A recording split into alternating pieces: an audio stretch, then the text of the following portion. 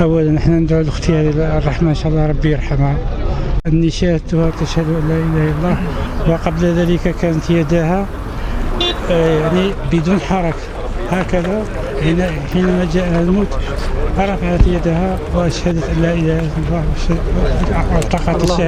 وانطقت الشهادة. وهذا إن شاء الله هذا مما يدل إن شاء الله أنها من أصحاب الجنة إن شاء الله إن شاء الله. آمين. وبارك الله فيكم.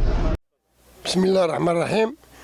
الفقيدة هذه هي السيدة خديجة رحمها الله، جارتنا مسكينة ومرأة طيبة ولا بأس بها مسكينة، وزعم هذا المرض مسكينة ربي يرحمها ويجعلها في سعة جنانها بإذن الله، وآخر دعوانا الحمد لله رب العالمين. اليوم رانا هنا في جنازة المرحومة طاهرة عباس خديجة الإعلامية المعروفة على التلفزيون العمومي الجزائري، وهي الله يرحمها إن شاء الله، واللهم ثبتها عن السؤال. ندعو بالرحمة وإن شاء الله ربي يثبتها إن شاء الله وتكون من أهل الجنة إن شاء الله. السلام عليكم.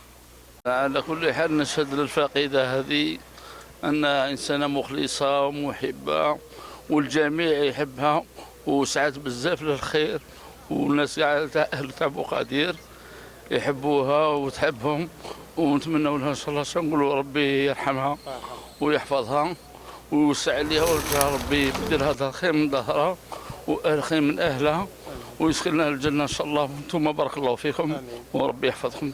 على إثر هذه الفاجعة الأليمة التي ألمت بساكنة بلدية بوقادير خاصة وساكنة شلف، الأخت المرحومة أخت طيبة، أخت خلوقة متدينة، ثقتها بالله عز وجل كبيرة جدا، احترافية في مهنة شرفت بلدية بوقادير كإعلامية، كقامة إعلامية كبيرة جدا. نترحم عليها وربي يرحمها إن شاء الله، وإن شاء الله تكون من أهل الجنة إن شاء الله، ونترحموا كاع عليها إن شاء الله وربي يرحمها، ربي يرحمها إن شاء الله. بسم الله الرحمن الرحيم.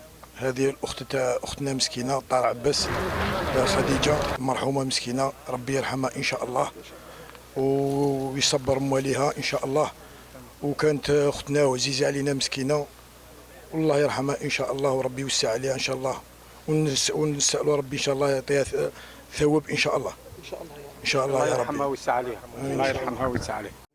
السلام عليكم. ربي يرحمها الأستاذة تاعنا وربي يصبر أهلها إن شاء الله، والسلام عليكم. هذه المرحومة هذه عرفناها في النضال وأختنا في النضال، احنا نتمنى لها الرحمة من عند ربي إن شاء الله، أن عرفناها دائما هي تكون دائما ترشدنا للخير وترشدنا لهذا البلاد، ودائما واقفة، وش نطلبوا لها الله يرحمها إن شاء الله، الله يرحمها.